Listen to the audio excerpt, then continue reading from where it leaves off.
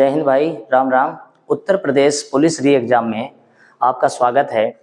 और कुछ लोगों की मांग थी कि लीनियर इक्वेशन से संबंधित कुछ क्वेश्चन करा दिए जाएं।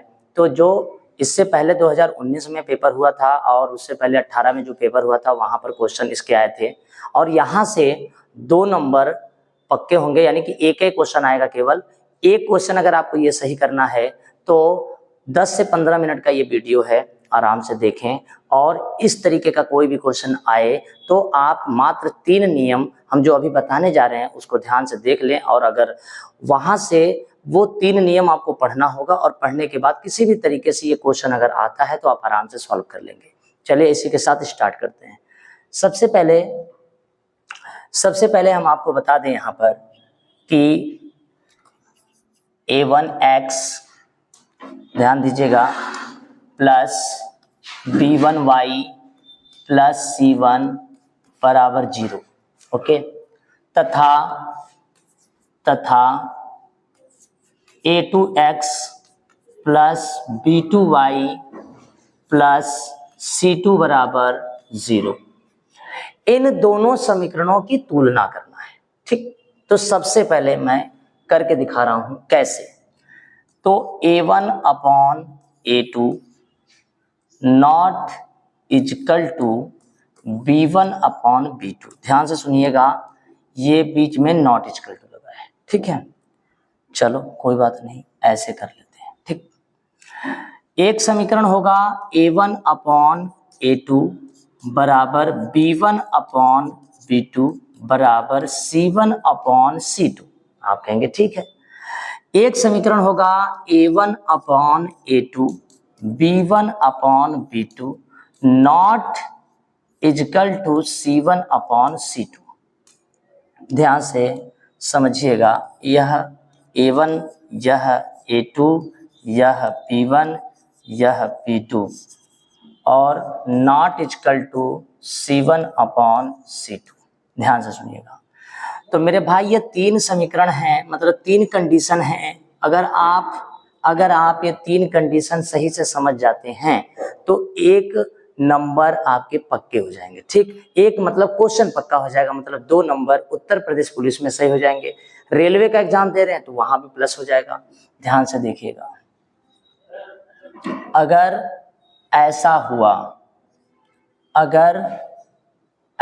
हुआ तब क्या करना है। आप बहुत सिंपल है ये, मतलब आप ये ना सोचे कि a1 a2 b1 b2 बहुत कुछ लिखा है। ध्यान से समझिएगा, a1 upon a2 b1 upon b2 not equal to अगर हुआ तो इसे कहते हैं अद्वितीय हल। अद्वितीय हल पेपर में लिख के आएगा, आपको टेंशन लेना ही नहीं है। अद्वितीय हल, जब a1 upon a2 b1 upon b2 c1 upon c2 और सब इक्वल टू लगा हो तो इसे लिखेंगे कई समाधान या अनंत हल, या फिर यहीं पर अनंत हल लिख देते हैं। क्या लिख देते हैं? अनंत हल, कई समाधान। जब a1 upon a2 b1 upon b2 not equal to c1 upon c2 हो तो यहां पर लिखेंगे कोई समाधान नहीं, कोई समाधान नहीं। मेरे भाई पेपर में लिखा होगा, आपको केवल ये कंडीशन याद रखना है। पहला कंडीशन क्या है कि a1 upon a2 b1 upon b2 not equal to हो तो इसका नाम है अद्वितीय हल। और इसी में a1 upon a2 b1 upon b2 c1 upon c2 हो तो इसे कहते हैं कई समाधान अनंत हल। और जब a1 upon a2 b1 upon b2 c1 upon c2 तो यहाँ कहते हैं कोई समाधान नहीं।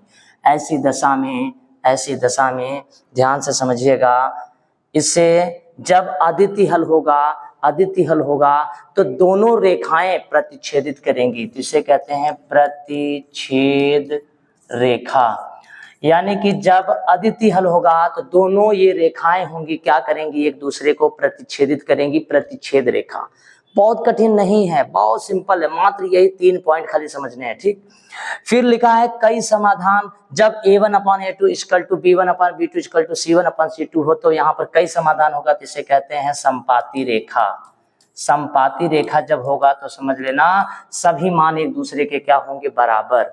उसके बाद a1/a2 b1/b2 c1/c2 कोई समाधान नहीं है, तब यहाँ लिखेंगे समांतर रेखा। कैसी रेखा? समांतर रेखा। मेरे भाई ध्यान से समझिएगा। और जब प्रतिच्छेद करेंगी, जाहिर सी बात है, जब प्रतिच्छेद करेंगी तो यहाँ संगत युग्म बनेगा, संगत युग्म बनेगा, और यहाँ पर भी संगत युग्म बनेगा, और इस जगह पर असंगत युग्म बनेगा। ठीक, तो आप ये समझ गए होंगे कि कहाँ संगत बनना है, कहाँ असंगत बनना है। अब आपको याद क्या रखना है? याद ये रखना है मेरे भाई कि a1/a2 b1/b2 not equal to लगा हो तो इसको कहते हैं अद्वितीय हल। जब सभी एक दूसरे के बराबर होते तो उसे कहते हैं कई समाधान। जब a1/a2 b1/b2 लेकिन नॉट इक्वल टू c1/c2 तो कहते हैं कोई समाधान नहीं, और इसे कहते हैं समांतर रेखा, इसे कहते हैं संपाती रेखा, इसे प्रतिच्छेद। पेपर में पूछ लेता है कि कौन सी रेखा क्या है। ठीक है, चलिए 2019 और 18 वाले जो क्वेश्चन आए हैं उनको देखते हैं, फिर बात करते हैं। देखिए पहला क्वेश्चन आपके सामने है, लिखा है के किस मान के लिए समीकरण प्रणाली kx - y और 6x - 2y 3 एक अद्वितीय समाधान है। आपने पढ़ा है अभी अद्वितीय समाधान। देखिए अद्वितीय समाधान का फार्मूला क्या है? a1/a2 not equal to b1/b2। तो मेरे भाई यहाँ से अगर नंबर पक्का करना है तो आप इसको लिखने का तरीका समझिए। सबसे पहला समीकरण kx माइनस क्या है? y। दूसरा समीकरण हमारे पास क्या है? 6x - 2y equal to 3। ये पहला हो गया, ये दूसरा हो गया। लिखने का तरीका क्या है? a1/a2 not equal to b1/b2। तो ध्यान से समझिएगा, a1 का मान मैं आपको बताने जा रहा हूं। a1 का मान कैसे? तो देखिए a1 का मान यहाँ से क्या है? k है, तो यहाँ पर लिख देंगे k। a2 का मान यहाँ पर क्या है? 6 है, बराबर का निशान लगाएंगे, लगा दिया, नॉट इक्वल टू लगा देंगे। b1 यहाँ पर देखिए y से पहले कुछ नहीं है तो इसका मतलब 1 है, लेकिन किस में है? तो माइनस में है, बटे का निशान। b2 का मतलब है कि y से जस्ट पहले क्या लिखा है? -2। यहाँ पर देखिए दोनों में माइनस माइनस क्या हुआ? कैंसिल आउट हो गया। अब ऐसे में क्या हो जाएगा? यहाँ पर 2 1 कम 2, 2 3 6, तो यहाँ पर आंसर होगा k not equal to 3। k not equal to 3। देखिए ऑप्शन में k इक्वल टू 3 गलत, k इक्वल टू 0 गलत, k नॉट इक्वल टू 3, यानी कि ये वाला आंसर सही हो गया। आप बहुत कायदे से सवाल को यहाँ पर ये आपको बस ध्यान देना, अद्वितीय हल का क्या फार्मूला हमने बताया? अद्वितीय हल का फार्मूला बताया a1/a2 not equal to b1/b2। आगे बढ़ते हैं अगले क्वेश्चन की ओर। अगला क्वेश्चन देखिए ये है हमारे सामने, और यहाँ लिखा है असीम रूप से कई समाधान। और जब कई समाधान होते हैं भाई, तो देखो जब कई समाधान होते हैं, देखो कई समाधान हैं तो उसका नाम है a1/a2 b1/b2 c1/c2, और इसे कहते हैं संपाती रेखा। तो क्या करते हैं, सबसे पहले आपको यहाँ समझाते हैं। देखिए यहाँ से हम लिखेंगे a1/a2 b1/b2 और c1/c2। ध्यान से देखिएगा तो आपको समझ में आ जाएगा। सबसे पहले देखिए a1 का मान यहाँ कितना है? तो आप कहेंगे 2 है। अब देखिए a2 का मान कितना है? 4 है, बराबर का निशान। यहाँ से देखिए b1 का मान कितना है? 3 है। यहाँ से देखिए b2 का मान कितना है? k है, बराबर का। c1 का मान देखिए यहाँ से कितना है? 5, और यहाँ देखिए कितना है? 10। आप इस बात को समझिएगा, जो c1 है ना, ये बराबर के अगर इधर है तो दोनों बराबर के उस साइड में रह रहे हैं, और अगर एक इधर है और एक बराबर के दूसरे साइड में है तो सबको एक साइड में कर लें। आप इतना समझ रखते हैं, ठीक है। अब देखिए चाहे तो आप इन दोनों को लेकर हल कर लें, चाहे तो आप इन दोनों को लेकर हल कर लें, के का ही तो मान निकालना है। तो देखिए यहाँ पर 2 1 कम 2, 2 दूना 4 और 3 दूना क्या हो गया? 6। के बराबर क्या निकल के आया मेरे भाई? 6, और ये के का मान आ जाएगा। सिंपल कहानी है, बस केवल हमें ध्यान क्या रखना है कि असीम हल या कई हल या अद्वितीय हल या फिर कई कोई समाधान नहीं, ऐसा कुछ भी कहता है तो हमें इसके बारे में पता होना चाहिए। और इसके लिए हमने एक छोटा सा ऐसे चार्ट बना रखा है। देखिए यहाँ पर, इसको ध्यान से देखिएगा, आराम से क्वेश्चन हो जाएंगे। a1/a2 not equal to b1/b2, तो उसका नाम है अद्वितीय हल। सब बराबर कई समाधान, कोई 2 बराबर 1 बराबर नहीं, तो इसे कहते हैं कोई समाधान नहीं, ठीक है। आगे बढ़ते हैं मेरे भाई। अगला क्वेश्चन ब्लैंक है, 1 सेकेंड। हाँ ये क्वेश्चन है।